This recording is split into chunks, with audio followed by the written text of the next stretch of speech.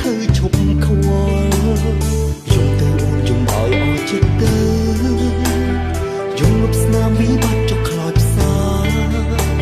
ស្មើបងស្ម័គ្រទុំដោត្រៀមធ្វើអ្នកទីប្រឹក្សាព្រមជំនួសស្នេហាដែលបាត់